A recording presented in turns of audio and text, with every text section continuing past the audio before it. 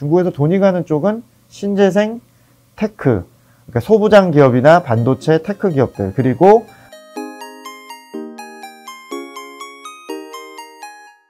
네, 안녕하십니까. 하나금투자리서치센터에서 중국과 신흥국 투자 전략 담당하고 있는 김병환입니다. 오늘은 저희가 11월 달에 발간한 2022년 중국 전망을 좀 더 확장해서 최근에 기관이나 이제 고객들과의 어떤 교류에서 많이 질의응답을 하는 내용들을 조금 정리해 봤습니다.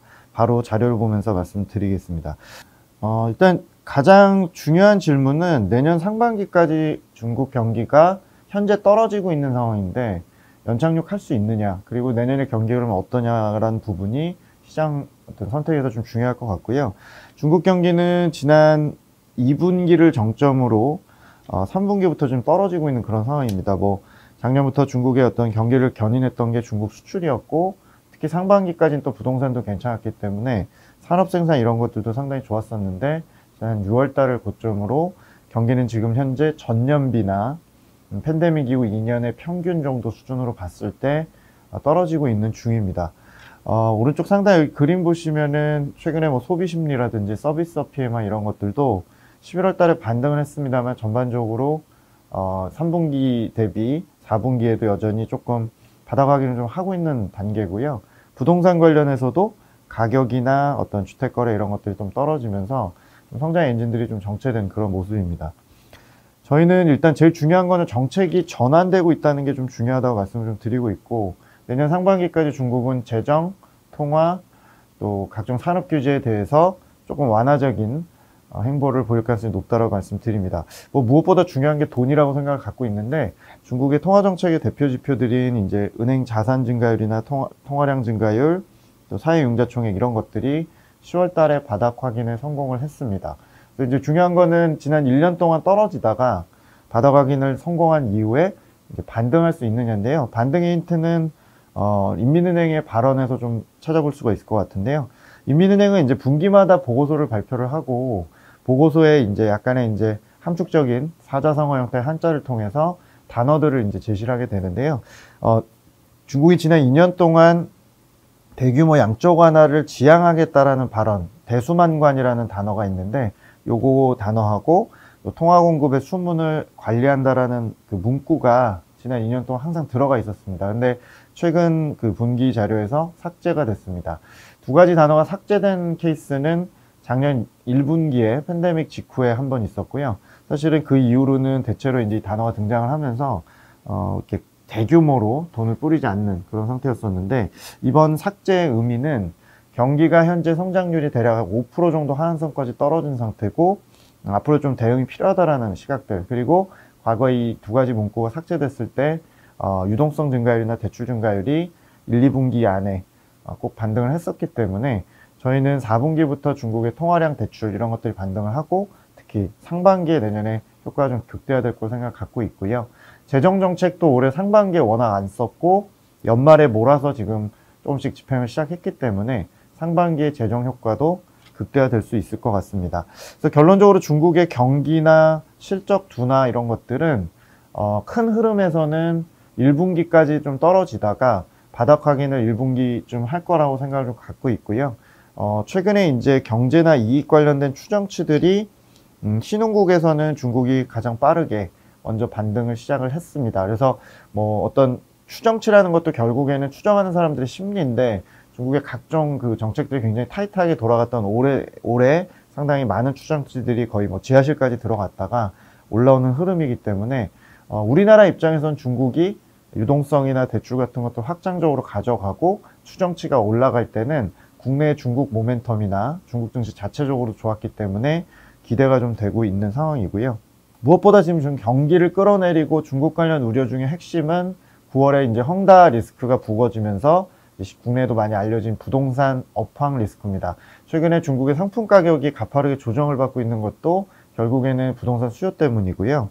부동산에 대해서는 저희의 의견은 일단 전반적인 업황은 최악을 통과하고 있다. 그리고 시장에서 추가적으로 걱정하시는 헝다 리스크 같은 일종의 크레딧 신용 위험에 대해서는 역시 최악을 통과하고 있다는 시각입니다. 보시는 이 왼쪽 그림에 중국의 부동산 대출 증가율이 지난 2, 3년 동안 가파르게 빠진 걸 확인하실 수 있고, 10월 달에 저희가 업데이트한 데이터상 1년이 넘는 시간 만에 지금 반등을 했고요.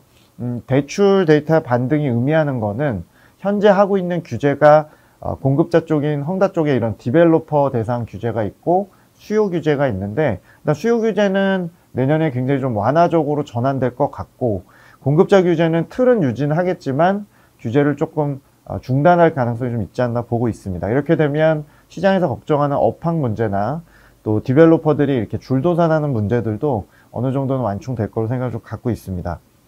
저희 결론은 부동산은 최악은 통과했고 4분기에 대출이 돌아서면서 그리고 1분기에 주택 거래나 가격 신호들이 지금 떨어지던 것들이 연착륙한다는 생각입니다. 저희가 물론 뭐 중국의 건설이나 부동산 관련 기업들을 투자하시기보다는 업황이나 수요의 문제로 중국을 바라보신다면 일단 1분기까지는 연착륙한다는 시각을 유지합니다.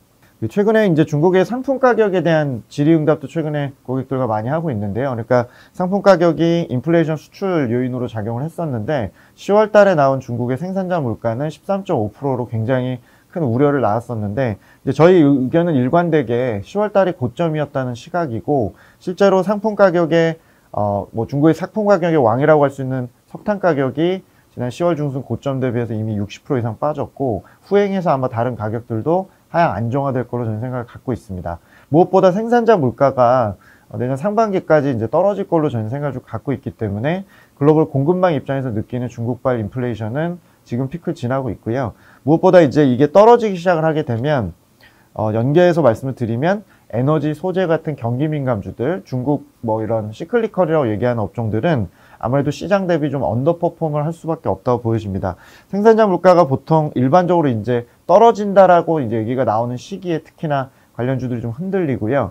수요에 대한 우려들도 1분기까지 일단은 있기 때문에 상품 가격 하락세가 관련된 시클리컬이나 에너지, 소재 쪽에 주가에 좀 언더퍼폼을 유도할 것 같습니다. 다만 수요가 바닥 확인한 1분기 전에 시장이 이제 어느 정도 조정 이후에 관련해서 국내에서도 마찬가지고 중국 쪽 에너지 소재 기업들도 1분기를 좀 지나가면서 다시 좀 기회윤이 있을 거로 생각합니다. 이렇게 보는 이유는 중국의 이번에 상품 가격이나 에너지 소재 가격이 튀었던 거는 사실 수요보다는 공급 쪽의 요인이 컸고, 내년에 생산자 물가의 저점도 과거보다는 상당히 좀 높은 쪽에서 이제 하락을 멈출 거라고 보고 있기 때문에 공급적인 구조적인 요인에서 기회 요인은 장기적으로 저희가 계속 내년 2분기 이후에도 추천을 좀 드릴 예정입니다.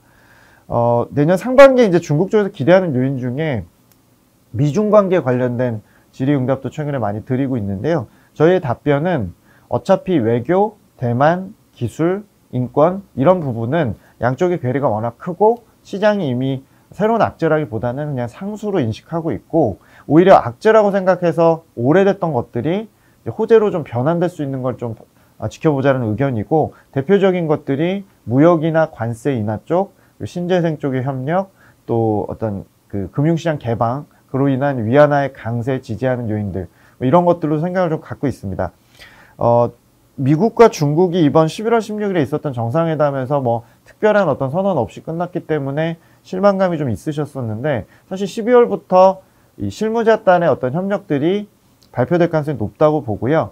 저희가 기대하는 거는 12월에 있을 수 있는 게 관세 인하 관련된 조치들입니다. 그러니까 공식적으로는 2018년부터 지금 상호 간에 보복 관세 부과하고 있는 것들을 좀 큰 틀에선 유지한다고 얘기는 하겠지만, 실제로 그 표적 관세 배제 절차라고 해서 저희가 자료 정리해 놨습니다만, 이 TTP라는 조치를 이제 미국 쪽이 원해서 이제 중국 물건이 아니면 정말 생산하기 어려운 것들은 관세를 배제하는 이런 액션들이 이제 진행이 되게 될 거고요. 결론적으로는 12월에 이 표적 관세 배제 절차가 진행이 되면서 전체 지금 3,700억 달러 중국산 제품에 매겨져 있는 대략 평균 20%대의 관세는 점진적으로 계속 내려가는 합의들이 있을 거로 생각 갖고 있고요. 저희가 말씀드린 근거는 10월 달에 미국 쪽의 USTR 쪽에 이 무역 관련 그 실무자들과 중국 쪽하고 지금 합의가 되고 있는 내용이기 때문에 관세 인하 조치를 좀 기대하고 있고, 추가적으로는 저희가 이게 배제가 될 경우에는 수출 물량이 확대가 되고 기계, 화학, 전자, 뭐 자동차 같은 중국의 이런 품목들이 물량이 증대되면서 한국이나 이제 대만 같은 중간재를 중국에 수출하는 국가들에게는 또 호재로 작용할 수 있다. 그리고 추가적으로 미중 간에 지금 협력할 수 있는 내용들은 중국은 미국을 위시한 어떤 개방 조치를 계속적으로 확대하고 있는 상황이고, 이번에 이제 어느 정도 양쪽의 실무단의 협력들이 이제 좀 진행이 되게 된다면 중국의 금융시장 개방 조치는 더 강화되고 위안화의 어떤 강세를 좀 지지하는 요인이 되지 않을까 생각을 좀 갖고 있습니다. 최근에 위안화가 조금 계속적으로 강세를 유지를 했습니다. 달러 강세 진행됐음에도 불구하고 올해 이제 위안화의 흐름을 보시면은 여기 보시는 어떤 회색선인 위안화 환율이 이제 떨어지는 게 강세인데 강세 유지하고 있었죠. 미중 금리 차는 오히려 줄어들었는데 불구하고 중국으로 들어가는 막대한 경상수지, 또 주식이나 채권 투자, 또 FDI로 불리는 이제 직접 투자 이런 것들이 위안화의 수요가 굉장히 좋았다고 보시면 되는데, 정책 의지 측면에서나 혹은 수출 경기 측면에서 보면 조금 약세로 만들고 싶은 그런 의도가 생기는 게 최근의 상황이었었습니다.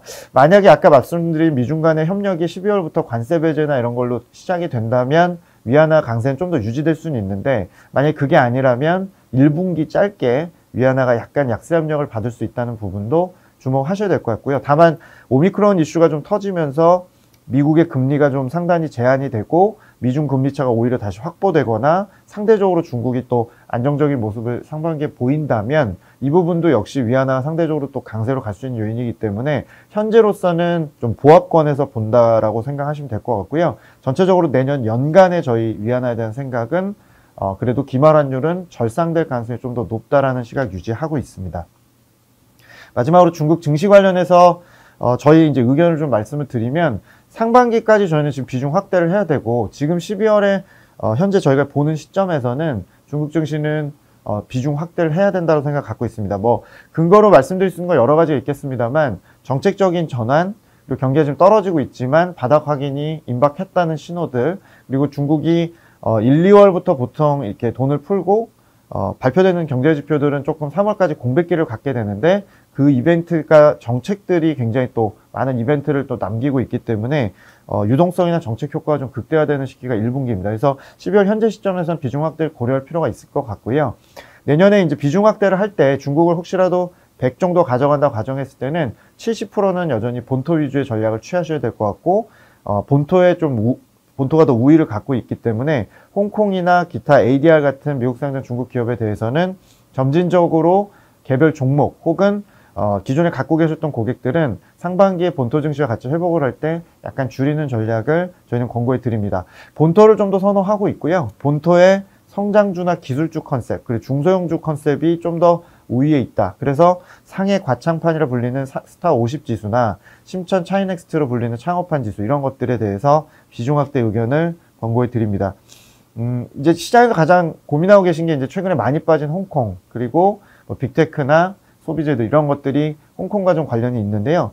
큰 틀에서 저희가 본토를 선호하는 이유는 정책이 지금 방향성이 좀 제조업을 육성하려고 하고 있고 제조업의 시가총액이 70%인 본토 증시에 좀 유리하다는 의견, 그리고 외국인들이 계속적으로 문제가 생길 때마다 홍콩이나 ADR을 줄이고 본토로 자꾸 넘어가려는 시각들 때문에 수급도 유리하다는 측면이 있지만 내년 상반기에 홍콩은 분명히 추정치나 어떤 주가나 밸류에이션이 상당히 많이 조정을 받은 상태에서 경기가 하단을 잡을 때 움직일 수 있는 시장이라고 생각을 갖고 있습니다. 다만 여러 가지 이제 구성을 하고 있는 플랫폼 기업이나 지금 규제를 많이 받았었던 서비스 기업들이 추가적인 규제는 없지만 이익 증익이나 어떤 수익성에 대한 검증이 여전히 좀 필요한 상황이기 때문에 지난 4, 5년 동안에 빅테크나 소비재 웬만하면 1등 기업들은 좋았던 이런 시각들은 조금 검증들이 필요한 상황입니다. 그래서 저희는 여전히 상반기에 본토가 좋을 때 홍콩이 좀 따라가고 또 홍콩이 올랐을 때 좀 줄여서 또 계속 본토를 늘리는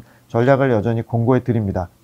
내년 주도주는 아까 처음에 말씀드렸지만 돈이 가는 쪽이 굉장히 중요한데 중국에서 돈이 가는 쪽은 신재생, 테크, 그러니까 소부장 기업이나 반도체, 테크 기업들, 그리고 내년에 이제 좀 턴어라운드 할 수 있는 기업들이라고 생각을 갖고 있고요.